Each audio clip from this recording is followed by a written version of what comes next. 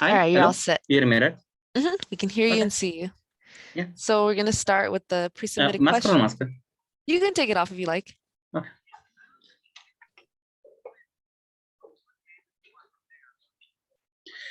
Hey.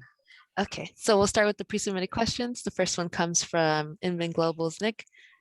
The question is, Evil Geniuses and 5 other teams have qualified for the LCS Championship.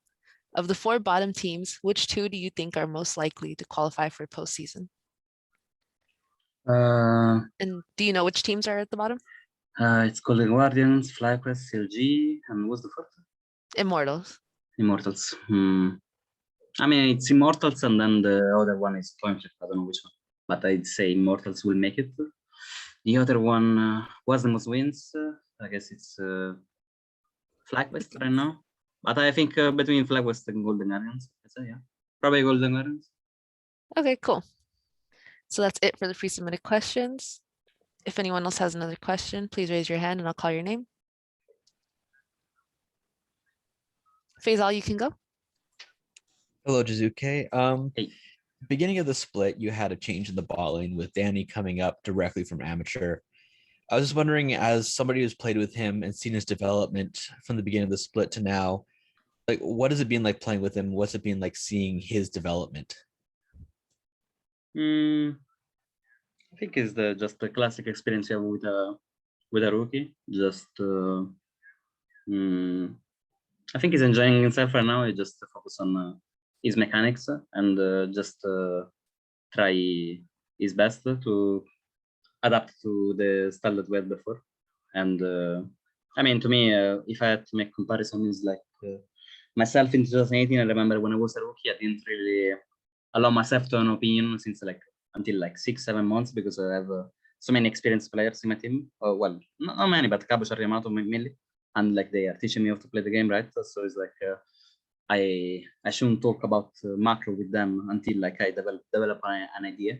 And yeah, that's I really like that spot. I think I could focus on my mechanics only, and it was yeah, really fun to just listen and learn. The learning experience. The same example would be when you start to play League, right?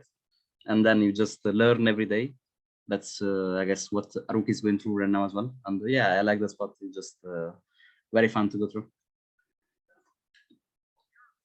Pedro, you can go. Hello, Jiizuke. Congrats on the win. Thank you. Heading into this week, your coach Peter Dunn said that contracts would be moving into a 6-man role within the LCS team. How has he continued to? Well, how is the team continuing to mesh with contracts in that new role so far? I mean, to me, contracts is really, really talented, and it's just him not having a team for this year on a main spot in LCS just says a lot about the GMs in NA. I'd say it's there is last year when it was one of the teams in summer, they only came back because of him, and they just they almost could win playoffs just because of him, you know, and they had a style because of him. I mean, you saw him today, you saw it the last time with Diana, and you saw the second time up before. He just 1v9 the game. He's I think a jungler that is good mechanically, have knowledge about macro and can spot enemy mistakes so well, just as a lot of value. And I mean, I like to play with him. It's at the end of the game today, I said, yeah, contracts, nice to play with you. Was a good ride as per usual, 1v9. You know, it just, to me, it's very, very, very good player for sure. Shay, you can go. Hey, Jiizuke. Congrats. Hello. I'm just wanting to know what's your opinions on the newest champion Akshan. Have you had a chance to play him yet? I have no idea. I just saw it 0-5 in any team once, and I'm not playing it because it doesn't.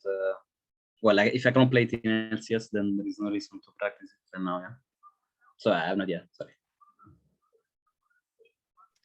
Pedro, you can go. I'd like to talk about the runes that you selected with Lucian. It was the first time that anyone selected summon Airy and with the inspiration path for the champion. It's the first time we've seen that in the LCS throughout all this year. And so what was your aim with those runes against PoE's own runes, which had domination and inspiration, which was also another first time?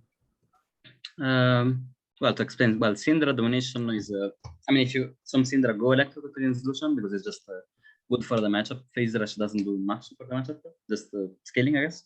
But for me, Airy inspiration, I don't think it's the first time worldwide, but for, I guess, first time in LCS, yeah. And I mean, you saw it, I think I was winning hard lane. I was 15, 20 sets up, maybe more, I don't remember. Until like, I think Daryl fight and then I got farm because we were fighting a lot.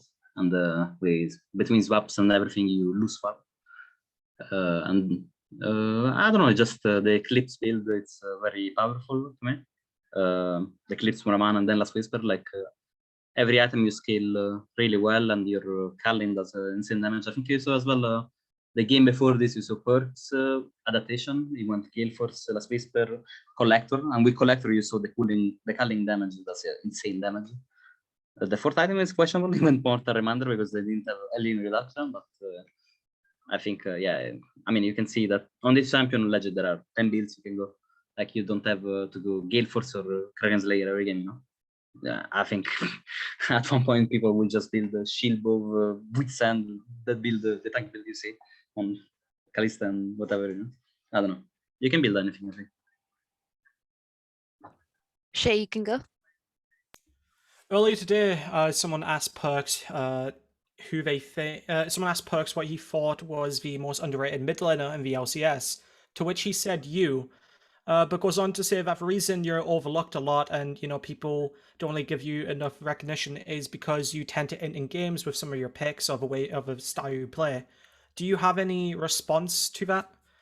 And I know you've also received, you know, a bit of backlash from fans for, you know, the play style you play sometimes. I mean, I won't call it backlash from fans. I think it's just backlash from co-streamers and those people, you know. It just I had a bad game at Summer Split, and I guess the first impression mattered, right? So they carried the oh, he's a conflict player until now, you know. It's like it's just what it is for me. I mean, it's just noise to me at the end. It's like I feel bad because my name is being disrespected like that, but I can't do anything about it. I can just play good, right? That's all I can do. It's not much else. And yeah, like to me, and anywhere I play, I always consider myself one of the top in mid lane, you know. And I think other than the 2018, yeah, it was very underrated all the time. But it is what it is, and I can just prove people wrong, right? That's what it is. Faisal, you can go. Yeah, so you mentioned earlier that Immortals would be one of the teams that's likely to lock up a playoff spot. And you played with their head coach before. I'm not going to try to pronounce his name because I know I'm going to mispronounce it. Yes, thank you.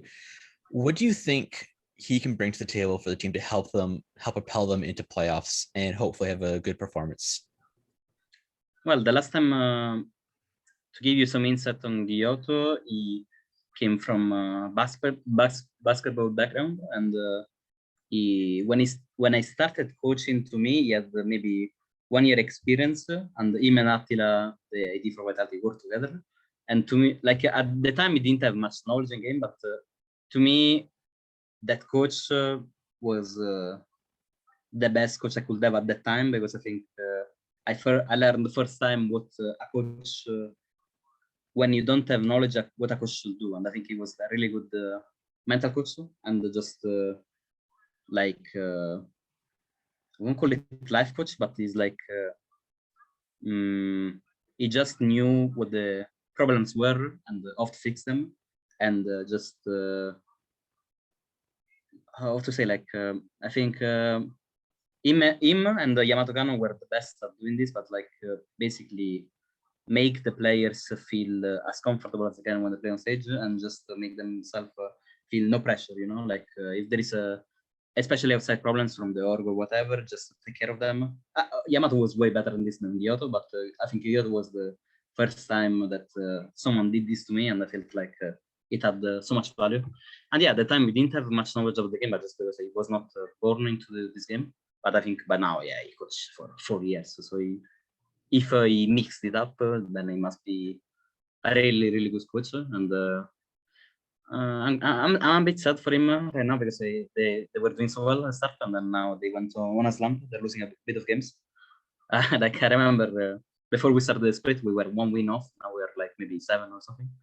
I thought we had to fight a lot, but for the main spot, I guess. But yeah, I will figure it out, and they will do. I'm sure they will do well in playoffs. And I guess it answers the question about what value does he have as a coach.